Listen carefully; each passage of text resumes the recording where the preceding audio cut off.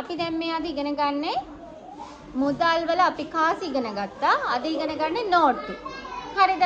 අපිට භාණ්ඩයක් මිලදී ගන්නකොට නැත්නම් මොන හරි දෙයක් ගන්නකොට අපි මුදල් දෙන්න ඕනේනේ. මුදල් අපිට කාසි විදිහට දෙන්න පුළුවන්, නෝට්ටු විදිහට දෙන්න පුළුවන්. දැන් නෝට්ටු විදිහට දෙනකොට නෝට්ටු වර්ග ගොඩක් තියෙනවා අපි ගාව. ඒ කියන්නේ මුදලේ ප්‍රමාණය අනුව නෝට්ටු තියෙනවා අපි ගාව 20 තියෙනවා. ඊළඟට 50 තියෙනවා 100 500 1000 ඊට පස්සේ 5000. ඔහොම තමයි අපේ නෝට්ටු ටික තියෙන්නේ. මේ නෝට්ටු දීලා අපිට බඩුවක් මිලදී ගන්න පුළුවන්. දැන් අපි බලමු මේ අපි ගාව තියෙන මේ නෝට්ටු වල තියෙන විශේෂත්වයන් මොනවද කියලා. මේ තියෙන නෝට්ටු වල විශේෂත්වයන් බලන්න තමයි අපි මේ හදන්නේ.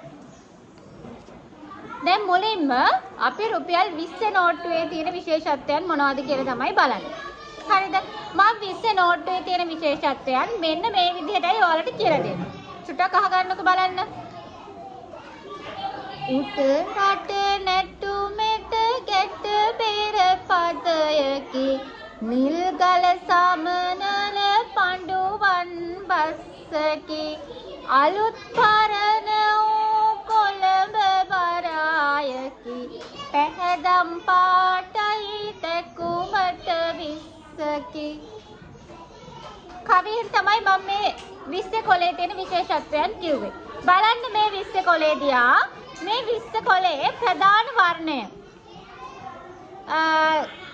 රෝස පාටට දම් රෝස වගේ පැහැයක් මේ ප්‍රධාන පාට විදිහට අපිට ගන්න පුළුවන්. නෝට්ටුවේ මේ මුල් පැත්ත මේ පැත්ත බැලුවොත් කොළඹ වරාය වර්තමාන දර්ශනයක් තියෙනවා. කොළඹ වරායේ දැන් පේන කොටසක් මේකේ තියෙනවා. ඊළඟට පඬුවන් බස්සගේ රූපයක්. කවුරු හරි ඇහුවා මේ මොකක්ද කියලා. පඬුවන් බස්සා. මෙතන සතෙක් ඉන්නවා පඬුවන් බස්සා කියලා. ඒ සතාගේ රූපයක් තියෙනවා. ඊට පස්සේ නිල්ගල සමනලයාගේ රූපයකුත් තියෙනවා. නිල්ගල සමනලයාගේ රූපෙකුත් තියෙනවා.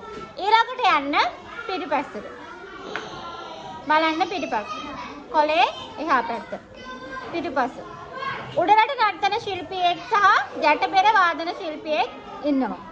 ඊළඟට පුන් කලසක් සහිත මුරගලක්. පුන් කලසක් සහිත මුරගලක්